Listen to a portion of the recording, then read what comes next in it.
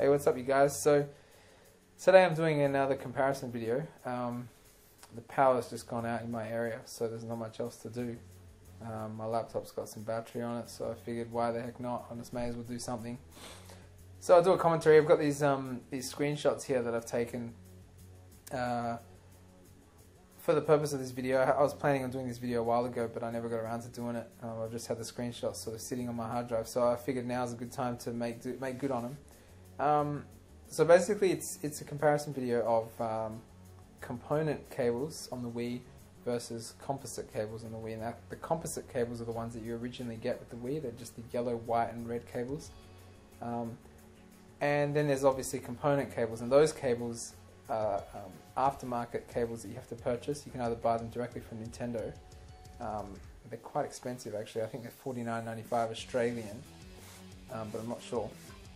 At least they were when I was looking around for some cables, and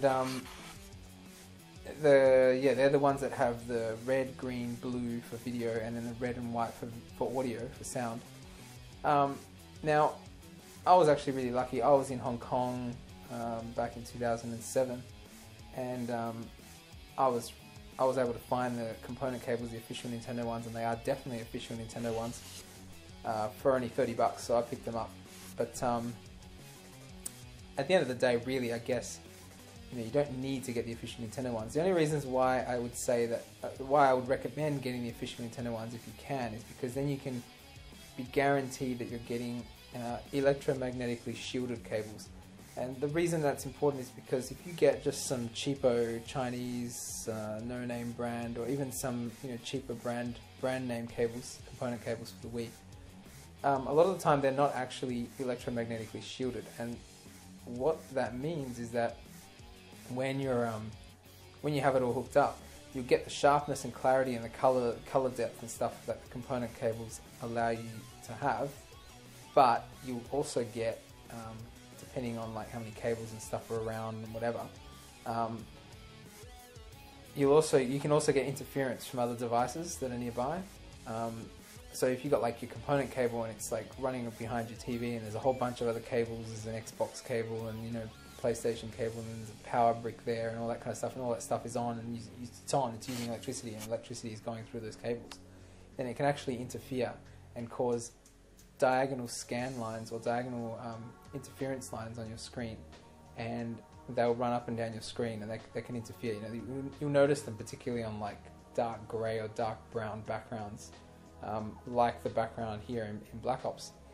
And I know that firsthand because I've bought some third-party cheapo cables for a second Wii that I have, and those ones were crap, so I actually went off and bought another set of official ones because I had scan lines when I had those cables.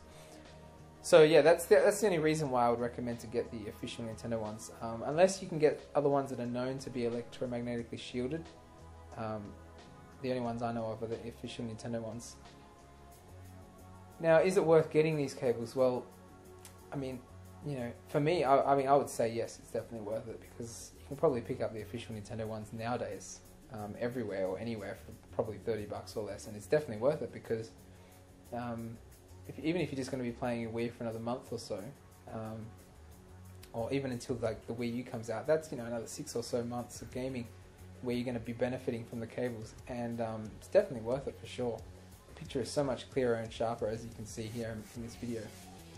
So yeah, it's I would say it's worth it. And not only that, but I mean, you can still use the cables with the Wii U. Now, why would you want to use them with the Wii U? Why not just use a HDMI cable? Well, you see, with the PlayStation 3 at the moment, there's something called HDCP. Basically, whenever you have your PlayStation 3 hooked up with HDMI, there's an encryption on the line, like an encryption on the signal, and it means that you're not able to record the PlayStation 3 through HDMI with just hooking it up. You would need to use some elaborate setup and remove it and strip it out of the signal and all this kind of stuff. It's quite complicated and expensive. For the majority of users, you simply just can't record. So if you're using the Intensity Shuttle like I am to record, you cannot record PlayStation 3 footage with HDMI. You need the component cables, and I do have component cables for the PlayStation 3, but I've never actually used them yet to actually record anything. Oh no, I have actually once, but otherwise I haven't. But for the Wii U, who knows? I mean, the Wii U may have HDCP on its HDMI signal as well, and that would mean that you're not able to record over HDMI. So it's always a good idea to get the component cables, because then even if that is true, and even if the Wii U does have the encryption on the HDMI signal, you can just plug in the component cables and record off that. And the best thing about that is also that you can record up to 720p or 1080p. There's actually a rumor that you cannot pass 1080p video through component video, and that's actually incorrect. You can record, you can do 1080p through component.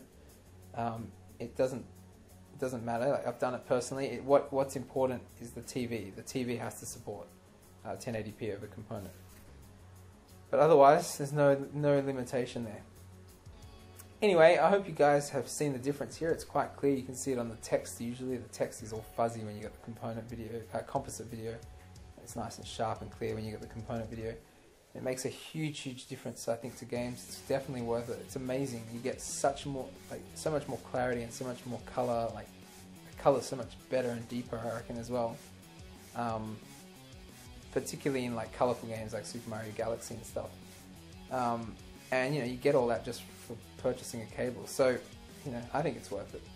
But anyway, I hope you enjoyed this another comparison video from me. If you haven't seen my Zelda one as well, I've got a Zelda Twilight Princess where I compare the PAL version to the NTSC version. There's quite a bit of a difference there as well. So check that out. But otherwise, thanks for watching. I hope the power comes on soon. And have a good day, guys.